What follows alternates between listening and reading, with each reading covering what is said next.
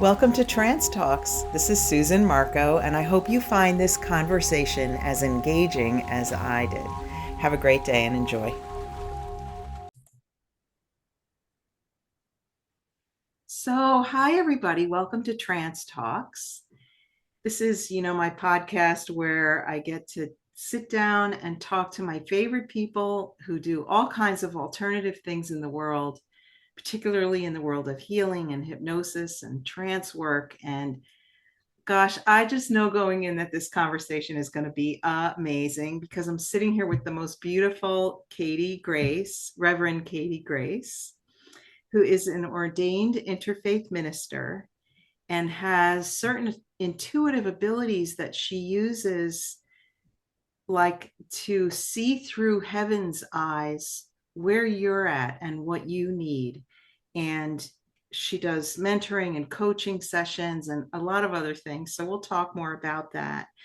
But really, what Katie does and excels at is helping you interpret your soul's silent signals and messages beyond the words that you hear in yourself. So I love you so much, Katie, and I'm so happy to have you here. So I could talk the whole time, but I think people are going to be more interested in hearing from you. So tell my listeners, who are you and what do you do and how'd you get here? Well, thank you so much, Susan. As I've so often said to you, I fell madly in love with you the moment I laid eyes on you. I knew we were soul sisters right from the moment I laid eyes on you and saw that smile that just lights up a room. So thank you so much for inviting me. Yeah, so happy to have you here. Yes, thank you. Yes, thank you for that. So I am an ordained minister. I was ordained at St. John the Divine in New York City. And when I say interfaith, interfaith just means that I have a global understanding of religions and then a more micro understanding of individuals and especially individual souls. Yeah. So my one-on-one work, which is what I'm mostly focused on these days, although I have led interfaith services and lots of workshops and retreats and all sorts of interactive group activities, which I really love. But at the moment, I'm more confined to the one-on-one work that I've been doing with people over the past, say, 5 years remotely. I never did remote work until the world changed in 2020, of course, because I always relished the touch, the hugs, the being close. And so I was never interested in remote work, but then I became interested in remote work. And now I've discovered I have this amazing ability to reach out wherever my friends are and be able to connect on a level that I didn't think possible virtually. Yeah, that is pretty cool, isn't it?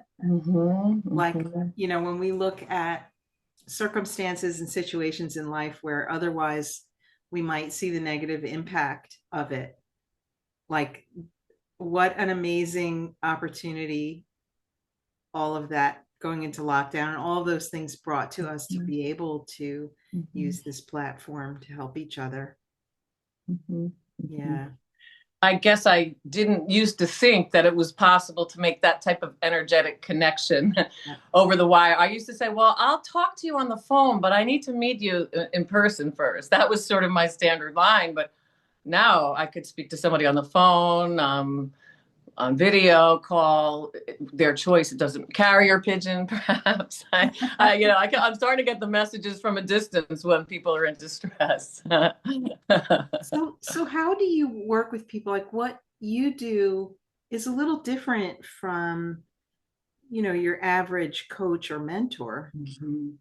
And you and I've had, conversations and, kind of deep explanations about that. So I'm wondering if you can flesh that out a little bit.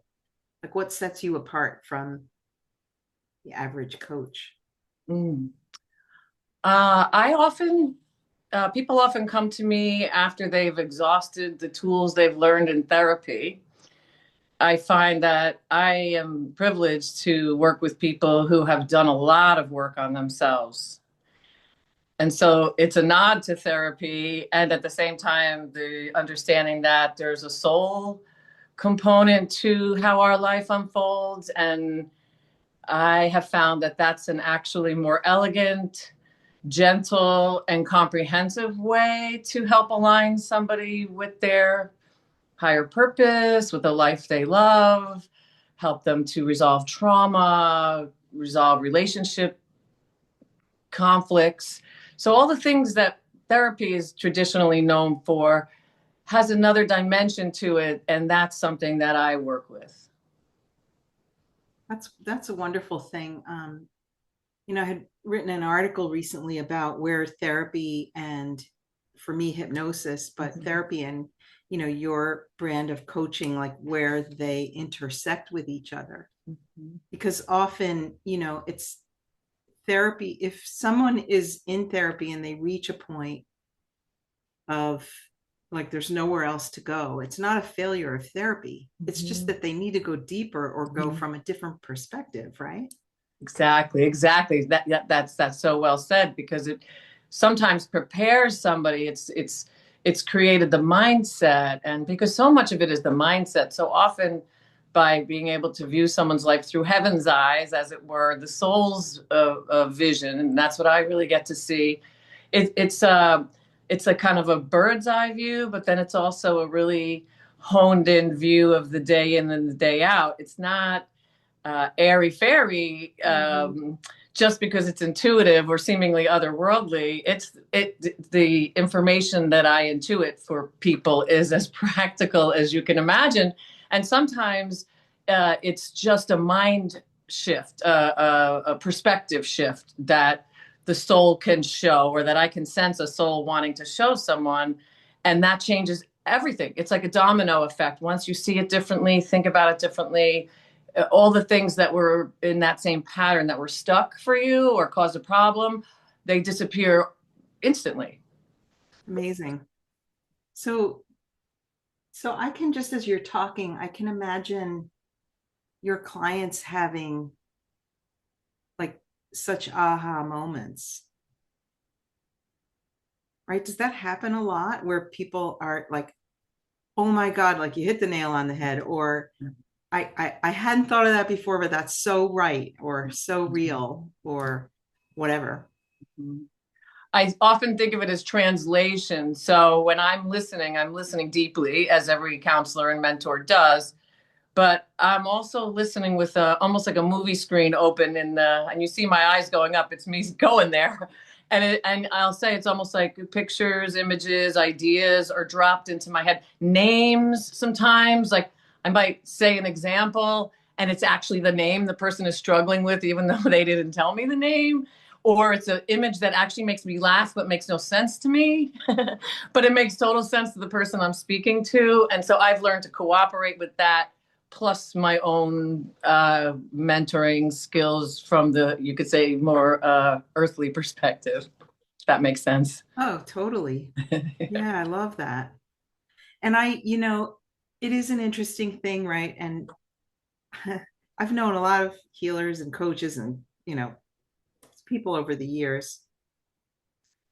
And it's kind of rare to find someone who works in the realm that you do that is so grounded. And, it's like combining that otherworldly perspective with being here on earth, because we're here on earth, like we're here to live this experience. So I love that sort of like a blending of, or an opening to. Yes, and I would say from my perspective, if someone's life isn't improving or what they come to me with, let's say the first thing they say sticks like a file, beginning page of the file folder. So I'll give an example. One woman came and said she was forever, and she said, blowing her stack at her husband. And so it was all about him at first. She had a lot of complaints about him. And as we empathy for that, because being married for 50 odd years is difficult, can be. But she really was distraught that she was forever blowing her stack. Well, come to find that over time, working on herself and getting more in touch with her feelings about things and her half of the conflict, honestly, seeing her perspective shift, the blowing of her stack got less and less. And so that's how I know it's grounded and it's working. Because people come to me initially because something's not working, Sure. typically.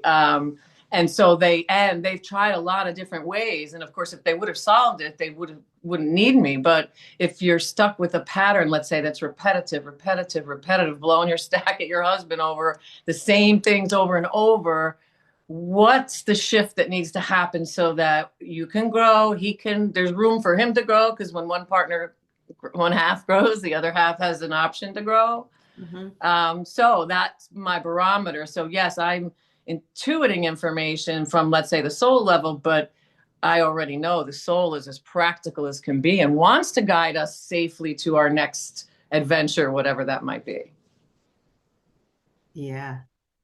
Love that. So who is your ideal client? Like, who do you mostly draw in to work with you, or who do you like most to work with?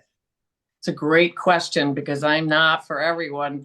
The first word that popped into my head was brave. Brave? Brave.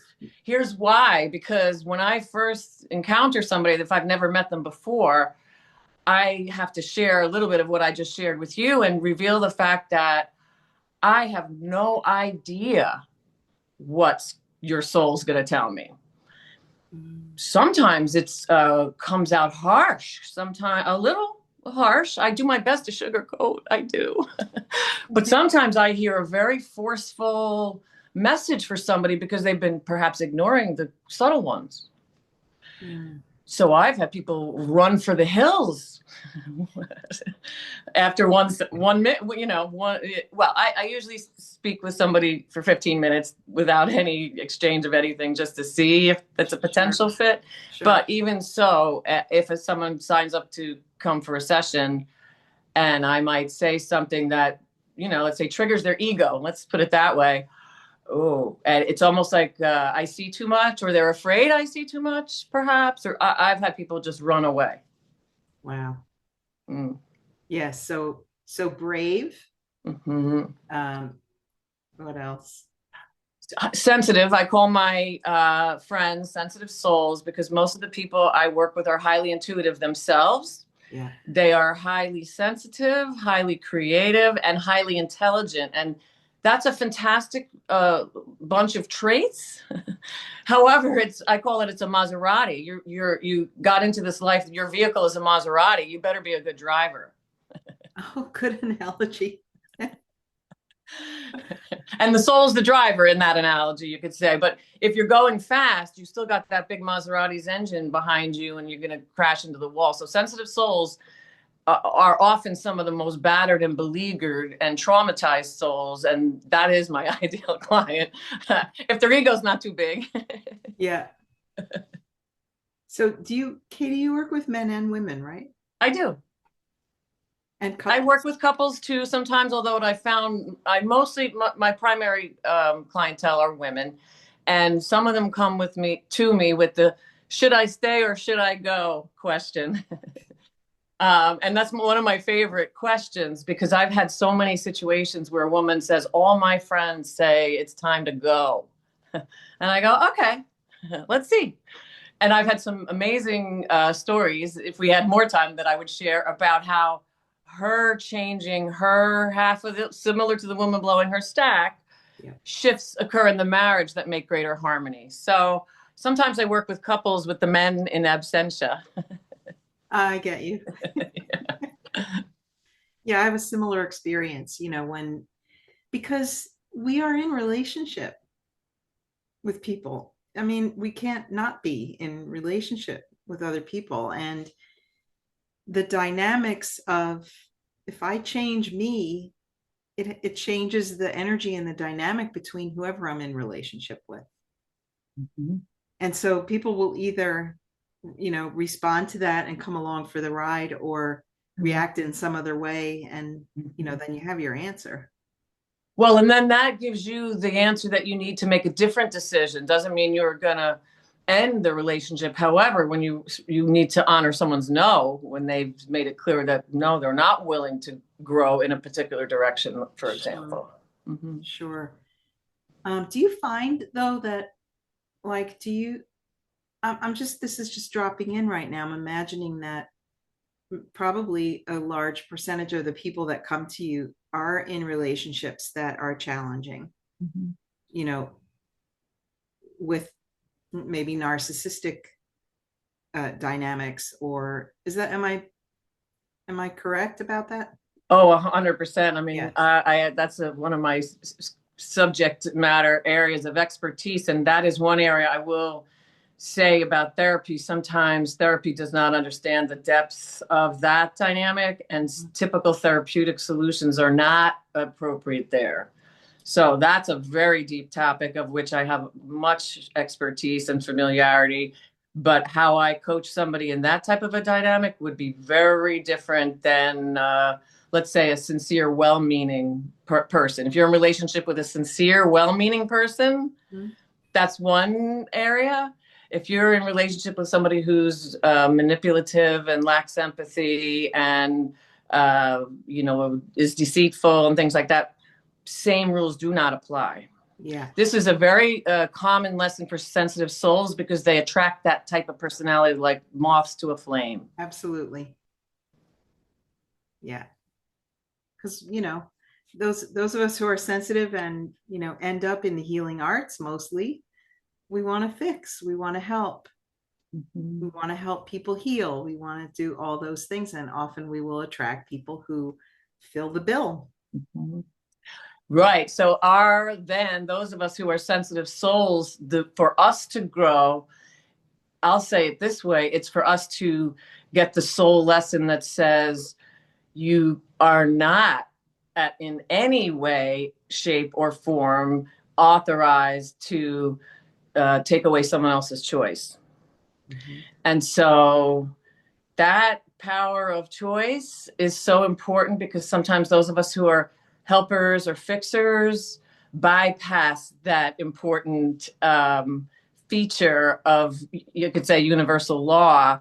And that line is murky, agreed. It can be, but that's where the gray area is, where sensitive souls become vulnerable. Yeah. Mm-hmm. um all right, I'm going to ask you a question. This is not planned.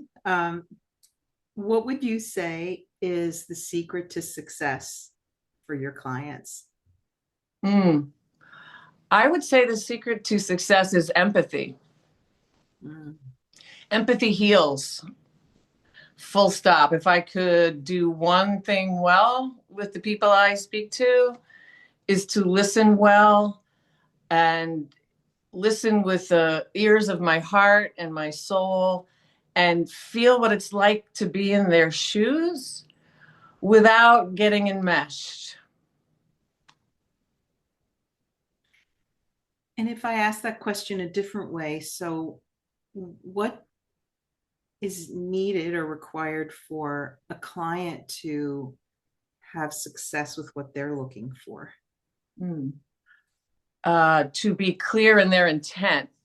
So Mm. what someone tells me at their first session, it's almost like I get an imprint of it, you could say. And so I hear that because when someone comes, it means there's something on their mind. It's not for no reason. It takes a lot of courage to reach out in that kind of way, knowing that you're going to be vulnerable. So that first impression that I have, it's like that's their soul's introduction to me, you could say. And so I'm always listening, and the things that aren't aligned with that feeling are the places where they're having a hard time. Mm-hmm. And so that's where empathy is required, because when someone is heard, really heard, and not judged and guided, directed, et cetera, et cetera, et cetera, and you just sit there with them with whatever that feeling is, it has an amazing healing quality. The feeling dissolves and then clarity drops in full on, because it's the emotions, the unprocessed, unmetabolized emotions that create static, that make it hard for us to hear our inner wisdom.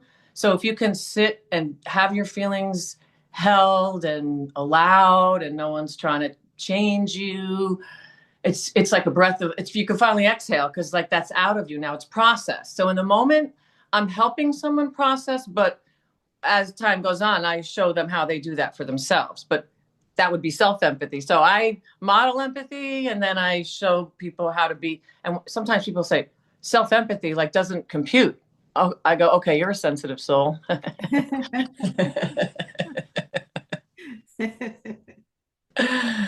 Yeah, we're not used to giving that to ourselves, but it's the magic pain dissolver, trauma dissolver for ourselves and for others. But it's such a difficult thing for most of us because when we see someone, let's say, in pain, we so want to fix it, change it, guide them.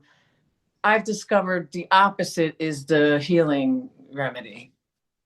Yeah, I can relate to that from, this perspective of being on this end of things. It took me a long time to feel comfortable enough with just holding space. Mm-hmm. And I should take the word just out of that sentence, right? How powerful it is to hold space for someone to be heard. Sometimes that can be half of it. It completes the incompleteness that's usually living, the exiled parts of ourselves from childhood, let's say, where we weren't able to get our needs met or we were in chaotic situations. That still lives in us. It's alive, it's active in us. And so when current events happen that trigger that similar vibe, you could say, up it all comes. Mm-hmm. It's coming up to be processed, metabolized, talked about, written about, drawn about, run around about, and so that you can learn to it's emotional hygiene, the ability to process it through your system. But we were trained the opposite. Hide your feelings, put on a brave face, don't cry like that, don't, you're too sensitive, all those things. Yeah. Well, for one, I just have to really, I have a lot of respect for the work that you do, but thank you for doing this work in the world because it's needed. It's so needed. So, I want to we have a couple of minutes left and I want to pivot a little bit because, to my listeners or people watching, Katie recently took on a new role. And I think, do you want to share about that? I do, because you can see I'm bursting with joy talking about it. Yeah. So yes, I had a sudden relocation. Jersey girl for 60 years. We were friends and neighbors, Susan and I. And sudden life changes have brought me to Naples, Florida, where I was continuing to do my remote work. But now that I was in a new community, I had this desire to find work in the community aligned with my skills and so forth. So of course, I was looking and found nothing until I found the dream. And so Naples Micro Schools, it's called, and the woman who runs it, Dr. D, is a visionary. She's inspirational, and she has created this, you could say, one-room schoolhouse style educational model on a farm where there's cows, sheep, goats, chickens, a litter of kittens. The first day I arrived, I was starstruck by what I saw. I hadn't never been on the campus before. And as I walked across the field to enter, a child with a radiant face came running over to me with a teeny tiny kitten in her arms and just put it in my hands. Aw. Oh. I've been in tears ever since. I see them playing together, different ages, brothers and sisters. They run wild for an hour at lunchtime, but the academics are serious. It's this most amazing combination that it's children who are seen as whole people. They're not cookie cutters, and each child gets the instruction that they require. So it's based on the homeschool idea. So in homeschool, parents take responsibility for educating their children and they can develop the curriculum. And however, we all know that children need the socialization of other students. And so there's co-ops that will form where families that are homeschooling will form groups and parents will give instruction or they'll bring in instructors.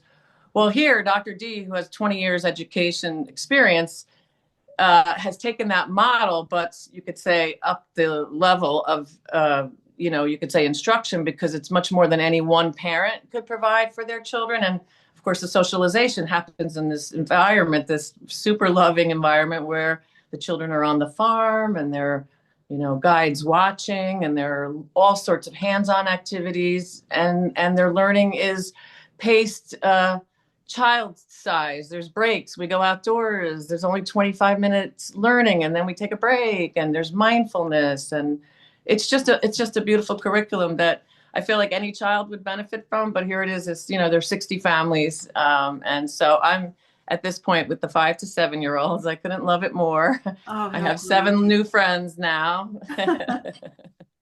That is so wonderful to be a part of that. Yeah, and they're lucky to Yeah. have you also. Yes, I am really enjoying myself. Just being around children, always lights me up, but to see them in their natural habitat, or what I perceive as their natural habitat. Yeah, well, best of luck with that. And, Thank you. that might be a future episode for us to talk about, alternative ways of educating and raising our children, because I'm not going to go there. Well, I would say it this way. I would love it as another episode for us to discuss the way we would love it to be, future model. So to me, this is a model of what could be. And that's why I admire Dr. D so, because like we said before, it has to be in the real world for us to figure out how to make it work. And once we have a model of it, others can copy that model. So for parents who are, let's say, not for them, they're all their different reasons. Well, oh, wait, this is a viable thing. It's here. People are doing it. That's wonderful. Yeah. So before we go, one more thing I want to ask you. You have a Substack presence. Do you want to tell our listeners about that too? Well, I would say that was another 2020 invention, because prior to that, all of my writing was done either advertising for the work that I was, doing through the yoga studio or through the churches. And I would write articles in-house, you could say. I've done a lot of writing, but I never had an ongoing presence. Certainly not online, not something that I would have done. But 2020, once again, same thing. So I did begin to write a Substack then. And so, yes, it's Rev Katie Grace at Substack. So if you want to check those out, there's archives, there's articles for 5 years. I'm not the most consistent author. Sometimes I write every day, and then 6 months might go by and you'll see another article. Yeah, but your articles are very well written, informative, and from the heart. Thank you. I recommend anyone that's interested in getting more of your magic to tune into that. And we'll put that in the show notes so people know where to find that. So in the meantime, thank you so much for taking the time to come and chat with me. Well, thanks for having me. Yeah, and for our listeners and people who are watching, subscribe to my YouTube channel. Please tell us anything in the comments, anything that inspired you, or if you have any questions, reach out. We're here for that. And thank you so much, and have a beautiful day, whatever you are up to.